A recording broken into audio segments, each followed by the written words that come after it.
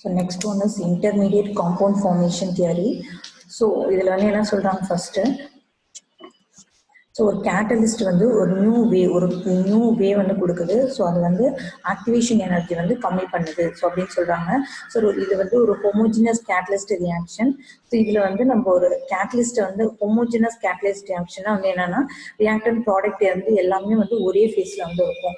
So அதை நம்ம என்ன சொல்கிறோம், ஹோமோஜினஸ் கேட்டலிஸ்ட் ரியாக்ஷன். ஸோ இந்த ரியாக்ஷனில் நம்ம கேட்டலிஸ்ட் வந்து ஆட் பண்ணுறோம். ஸோ ஆட் பண்ணும்போது ஃபஸ்ட்டு வந்து இந்த கேட்டலிஸ்ட்டும் ஒரு ரியாக்டன்ட்டும் கம்பைன் ஆகி ஸோ நமக்கு வந்து ஒரு இன்டர்மீடியட் வந்து ஃபார்ம் ஆகும். ஸோ அந்த இன்டர்மீடியட் தான் நெக்ஸ்ட் வந்து டீகம்போஸ் ஆகி நமக்கு வந்து ப்ராடக்ட் வந்து ஃபார்ம் ஆகுது அப்படின்னு சொல்றாங்க. ஸோ இதுல வந்து கேட்டலிஸ்ட் வந்து திரும்ப வந்து ரீஜெனரேட் ஆயிடுது. ஸோ கேட்டலிஸ்ட் வந்து எந்த ரியாக்ஷன்ல இன்வால்வ் ஆகல, but we are getting that catalyst is regenerated. So இப்போ A+B ஒரு ரெண்டு ரியாக்டன் சேர்ந்து ஏபின்ற ஒரு ப்ராடக்ட் வந்து கொடுக்குது. ஸோ அப்போ இந்த ரியாக்ஷன் வந்து எப்படி நடக்கும்னா ரொம்ப ஸ்லோவா இருக்குது. So we are adding the catalyst to the reaction. So இந்த ஸ்லோவாக இருக்கும்போது அதோட ஆக்டிவேஷன் எனர்ஜி வந்து எப்படி இருக்கும், ரொம்ப அதிகமாக இருக்கும். ஸோ அதனால தான் இது வந்து ரியாக்ஷன் வந்து ரொம்ப ஸ்லோவாக இருக்கு. ஸோ நம்ம வந்து கேட்டலிஸ்ட்டை வந்து ஆட் பண்ணுறோம். ஸோ ஆட் பண்ணும்போது ஸோ அந்த கேட்டலிஸ்ட்டும் ஒரு ரியாக்டன்ட்டும் சேர்ந்து வி ஆர் கெட்டிங் ஏசின்ற ஒரு இன்டர்மீடியட் ப்ராடக்ட் வந்து கிடைக்குது. ஸோ அந்த இன்டர்மீடியட் ப்ராடக்ட் வந்து என்ன ஆகுது, இன்னொரு ரியாக்டன் கூட சேர்ந்து நமக்கு வந்து ஏபிங்கிற ஒரு ப்ராடக்ட் வந்து கிடைக்குது. அண்ட் தென் நம்ம ஆட் பண்ண கேட்டலிஸ்ட் வந்து ஸோ எப்படி நம்ம ஆட் பண்ணமோ அந்த மாதிரி கிடைச்சிருக்கு. ஸோ அதை தான் இங்கே catalyst is regenerated அப்படின்னு சொல்லியிருக்காங்க. So next one is example 1. So mechanism of Friedel-Crafts reaction is shown below. So இது வந்து benzene react with the methyl chloride in the presence of the anhydrous aluminum chloride gives methyl benzene plus HCl. So இதில் வந்து first வந்து என்ன ஆகுது, இங்கே நம்ம add பண்ண கேட்டலிஸ்ட் வந்து அலுமினியம் குளோரைட்.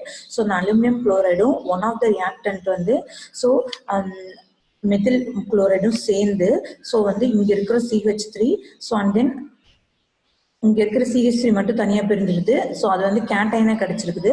ஸோ இப்போ இங்கே இருக்கிற Cl வந்து AlCl3 கூட சேர்ந்து AlCl4 ஸோ ஒரு ஆனியன் வந்து ஃபார்ம் ஆகுது. ஸோ அப்போ இதுதான் வந்து இன்டர்மீடியட். ஸோ நமக்கு ஃபார்ம் ஆன இன்டர்மீடியட் அகைன் இன்னொரு ரியாக்டன் கூட ஜாயின் ஆகுது. ஸோ தட் இஸ் பென்சீன் கூட கம்பைன் ஆகுது. So intermediate plus benzene use C6H5CH3 plus இங்கே இருக்கிற Cl4லேருந்து AlCl3 தனியாக வந்துடுது.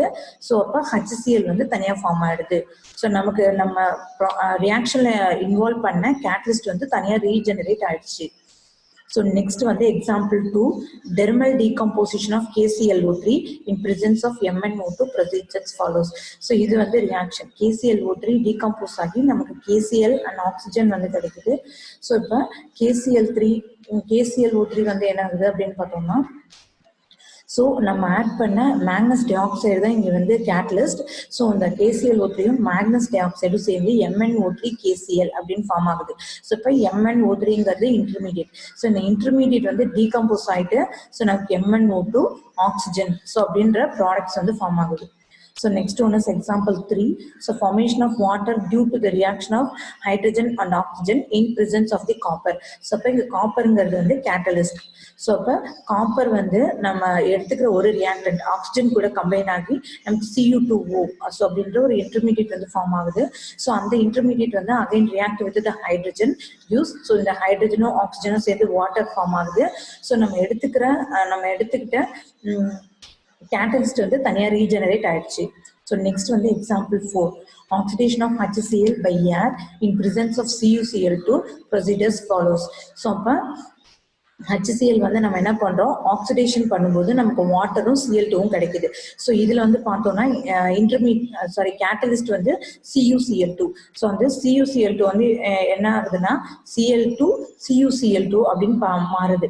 ஸோ நம்ம எடுத்துக்கிற கேட்டலிஸ்ட் வந்து CuCl2.